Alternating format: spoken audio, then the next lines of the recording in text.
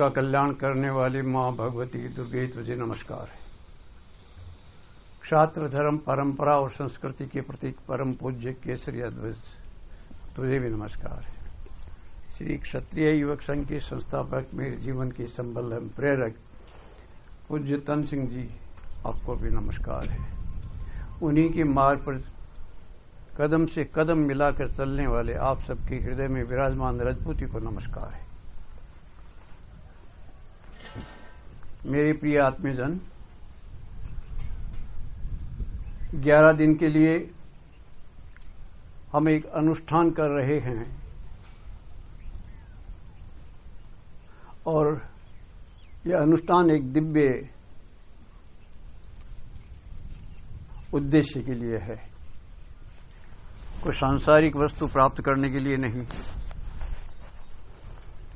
क्षत्रिय युवक संघ का मार्ग संपूर्ण योग मार्ग है।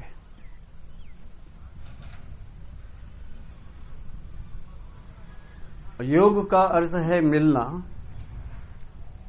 जो बिछुड़ जाते हैं उनका मिलना। तो आत्मा और परमात्मा, जीव और ब्रह्म है, जब बिछुड़ते हैं तो संसार बनता है।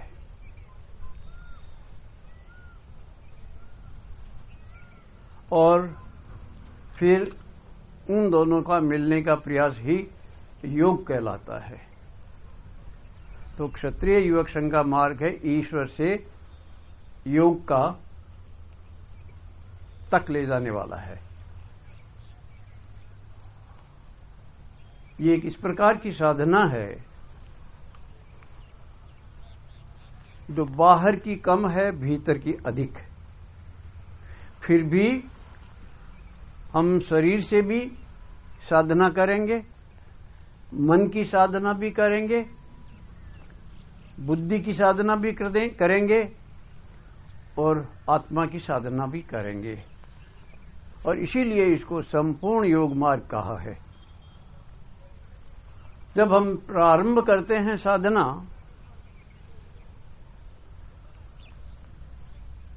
और योग की प्रक्रिया को अपने जीवन में उतारने के लिए लक्ष्य हुआ ईश्वर को प्राप्त करना, और हमारी साधना को कहा गया है संपूर्ण योग मार्ग, किंतु हमारी कार्य प्रणाली को सामूहिक संस्कार में कर्म प्रणाली कहा है। ईश्वर को प्राप्त करने के लिए सबका समूह में एकत्रित होना आवश्यक नहीं है। सबका संस्कार बनाने की आवश्यकता नहीं है, संस्कारित करने की आवश्यकता नहीं है। अकेला भी व्यक्ति कर सकता है। लेकिन हम एक सामाजिक साधना कर रहे हैं। क्षत्रिय युवक संघ की मान्यता है कि व्यक्ति 3 आयामों में जीता है, साधना करता है।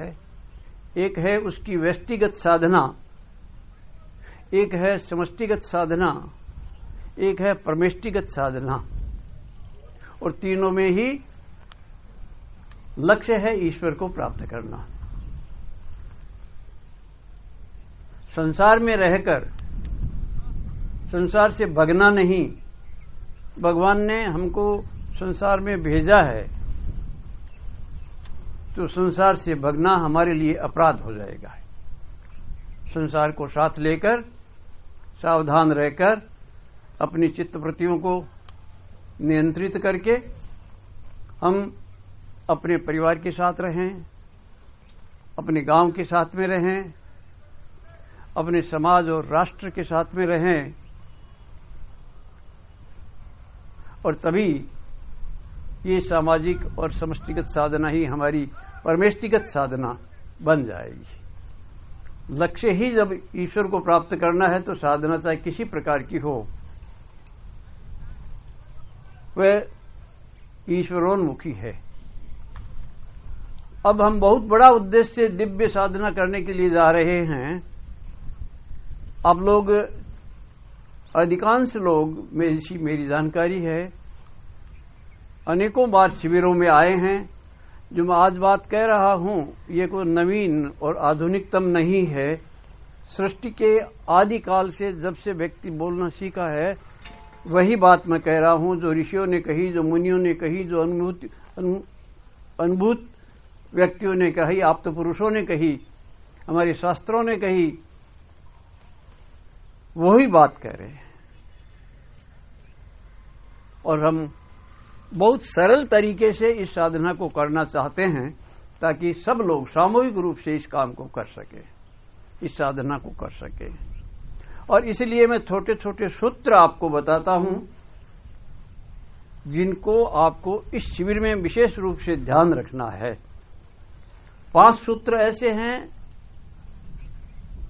कि ये नहीं करना चाहिए, ये बताते हैं, और 5 सूत्र ऐसे हैं जो क्या करना चाहिए ये बताएंगे, जिसको योग की भाषा में यम और नियम कहते हैं। तो पहला सूत्र है जो नहीं करना है, झूठ नहीं बोलना है। आप नोट कर लीजिए, इस शिविर में न आपके घर में, न खेल खेलते समय, न चर्चा करते समय, अभी आप केंद्र में रहिए, केवल शिविर में, और यही शिविर आपके जीवन का अंग बन जाएगा।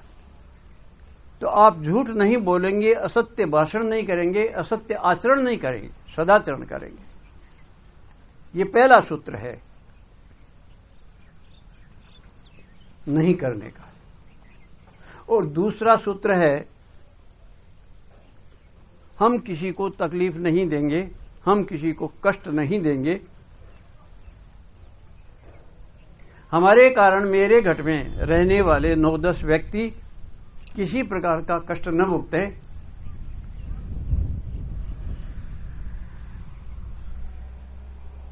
और तीसरा, केवल घटका ही नहीं, खेल खेल रहे हैं तो भी, भोजन कर रहे हैं तो भी, आप साथ में पानी पी रहे हैं तो भी, गीत गा रहे हैं तो भी,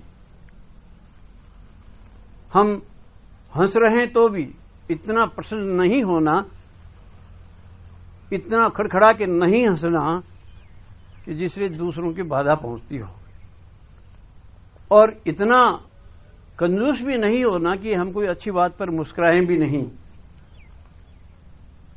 किसी को कष्ट न देना, ये जीवन का, हमारा इस शिविर का दूसरा चीज ध्यान रखने योग्य है। तीसरी वस्तु आपको ध्यान में रखनी है,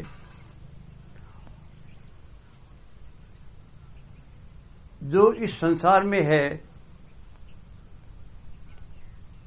वह सब ईश्वर का है। ईशावास्यमिदं सर्वं यत्किंच जगत्याम जगत तेन त्यक्तेन भुंजीथा मां गृदः कस्यचित् धनम। सब कुछ ईश्वर द्वारा आच्छादित है।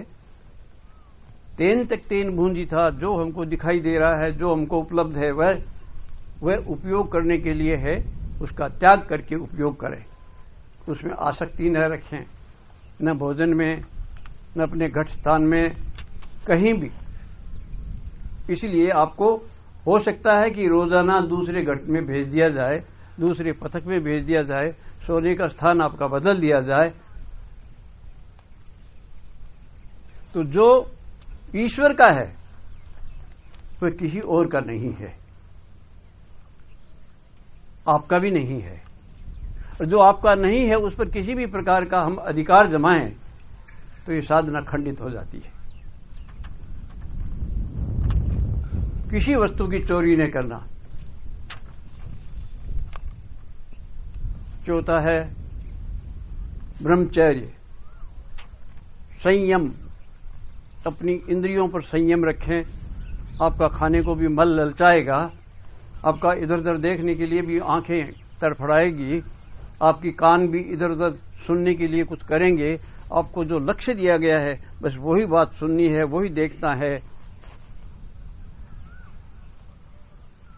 और वही चीज खानी है, वही स्पर्श करनी है। ये इंद्रियों पर संयम। और पांचवी वस्तु है जो नहीं करनी है, वो है संग्रह न करना। आप जो कुछ आपके पास लाए हैं वो आपके थैलों में पड़ा है। किसी और की वस्तु को तो नहीं ही लेना है, बल्कि जितनी आवश्यकता हो, आपकी 4 रोटी खानी है तो 4 ही ले, 5 भी न ले। आपके स्थान सोते समय आपके पास कम से काम चल सकता है तो उतना करें, किसी भी चीज का संग्रह नहीं करना। ये 5 यम कह ले गए हैं। सत्य, अहिंसा, अस्तेय, ब्रह्मचर्य और अपरिग्रह योग के बड़े सूत्र हैं और बहुत छोटी छोटी बातें हैं जो हम आसानी से कर सकते हैं इस शिविर में 11 दिन के लिए। अब क्या करना है, ऐसे 5 सूत्र हैं जिनको नियम कहते हैं। नियम हमारी सुविधा के लिए हम बनाते हैं, उन नियमों को कभी न तोड़े। तो वो नियम क्या जो कभी नहीं तोड़ने हैं? पहला है शुद्धि।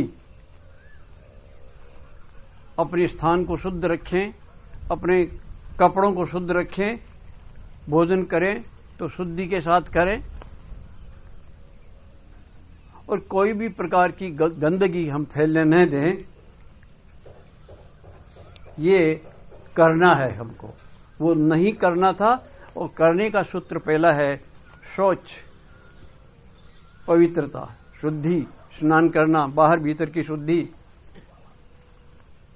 मन की शुद्धि, बुद्धि की शुद्धि, चित्त की शुद्धि, सब तरह से जो आवरण गंदगी के आ गए हैं उनको हमको दूर करना है। तब हम ये योग का दूसरा सूत्र पूरा कर पाएंगे। फिर है तप। तप का मतलब कोई धूप में खड़े रहना या अग्नि जलाकर तपते ही रहना या एक टांग पर खड़े रहना, ये तप हो सकता है, हम मना नहीं करते। लेकिन हम किस तप की बात कर रहे हैं? अपने उद्देश्य की प्राप्ति के लिए कष्टों की परवाह न करें। कष्ट आएंगे, इन 10 दिन में आपको किसी चीज का अभाव भी होगा। कोई बोलेगा, वो आपकी कहीं कंकरी भी लगेगी, लेकिन इन सब को सहन करना, उद्देश्य प्राप्ति के लिए आने वाली सारी बाधाओं को सहन करना, ये तप हमको करना है। चौथा है स्वाध्याय।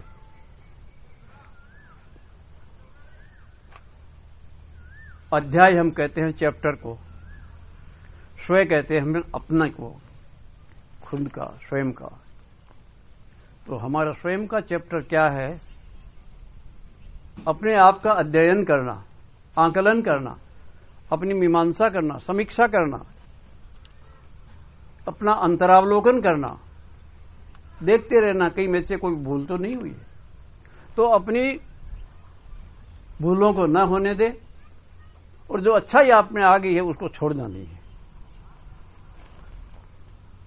यही स्वाध्याय इस शिविर में हमारे रहेगा।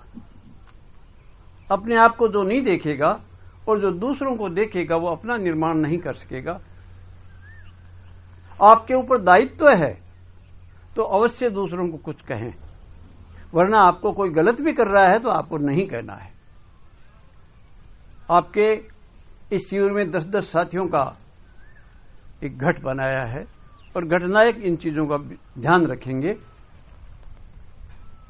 आपके पास में किसी भी प्रकार की कोई शिकायत हो, कोई आवश्यकता हो तो आप घटनायक को कहें।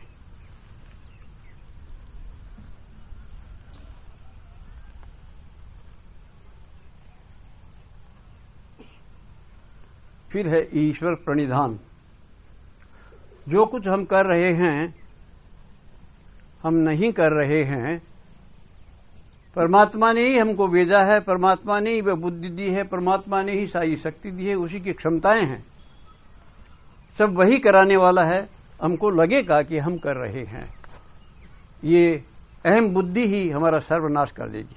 मैं करने वाला हूं, मैं अच्छा करने वाला हूं, मैं अच्छे नंबर लाने वाला हूं, मैं कंपटीशन में पास होने वाला हूं, मैंने इतना संग्रह किया है, मैं इतने पुत्र पैदा किए हैं, आदि आदि। ये अहम बुद्धि है ये हमारा सत्यानाश कर देगी।